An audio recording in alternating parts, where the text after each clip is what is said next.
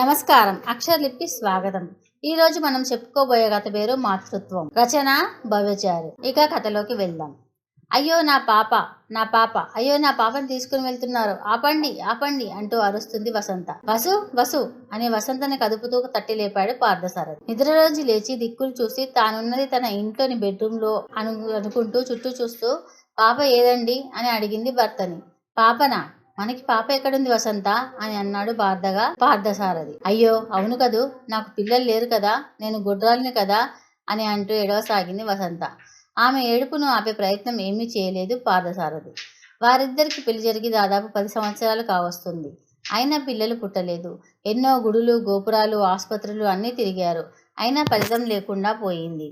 స్వామీజీల చుట్టూ కూడా తిరిగారు. అత్తారింట్లో తోడికోడళ్ళు, మరదళ్ళు, ఊర్లోని వారందరూ వసంతని గుడ్రాలు అని ముద్ర వేశారు.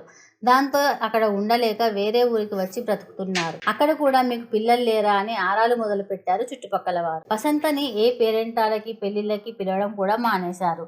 దాంతో వసంత మానసికంగా చాలా కృంగిపోయింది. పార్థసారథి అది చూసి వసంతకి ధైర్యం చెప్తూ, మనకి పిల్లలు లేకపోతే ఏమిటి, నువ్వు నాకు నేను నీకు ఉన్నాం కదా అని అంటుండేవాడు. అయినా అతనికి కూడా పిల్లలు కావాలనే కోరిక లోపల ఉండేది. కానీ బయటపడితే వసంత ఇంకా బాధపడుతుందని పైకి గంభీరంగా ఉండేవాడు.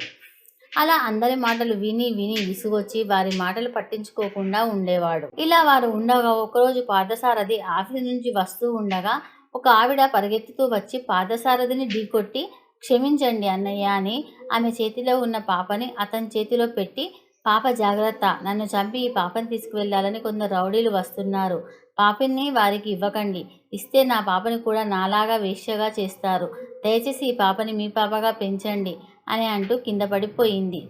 అప్పుడు చూశాడు పార్థసారథి ఆమె వీపుల్లో గుచ్చుకున్న కత్తిని.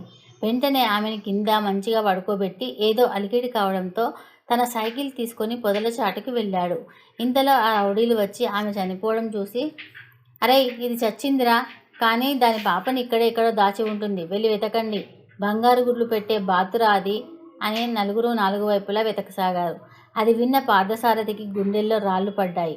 తన వైపు వస్తారేమో అని అనుకొని సైకిల్ చప్పుడు కాకుండా పాపని పొత్తిళ్లలో దాచి వేరే దారి గుండా ఇంటికి వెళ్ళాడు. ఇంకా నయం, సమయానికి పాప నిద్రపోతుంది, ఏడవలేదు. ఇంటికి వచ్చే వరకు గుండె అదురుతూనే ఉంది పార్థసారథికి. ఇంటికి వెళ్ళేసరికి వసంత వంట చేస్తుంది. వసంత వసంత అని గట్టిగా అరుస్తూ లోనికి వెళ్ళాడు పార్థసారథి. అబ్బా ఏంటండి అంటూ బయటకు వచ్చిన వసంత భర్త చేతిలోని పాపను చూసి ఆశ్చర్యపోయి, ఎవరండి ఈ పాప అని అడిగింది.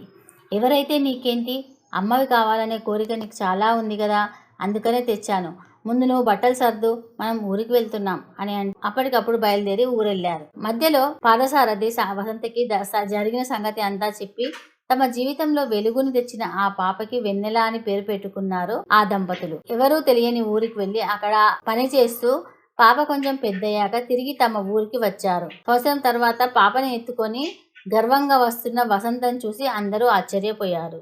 ఈ సంవత్సర కాలంలో వసంత ఆ పాపని బాగా చూసుకుంటూ మాతృత్వంలోని తీయదనాన్ని, అమ్మ కావడంలోని మాధుర్యాన్ని చవిచూసింది. తనకి ఈ భాగ్యం కలిగించిన ఆ గుర్తు తెలియని ఆమెకి మనసులోనే కృతజ్ఞతలు తెలుపుకుంది.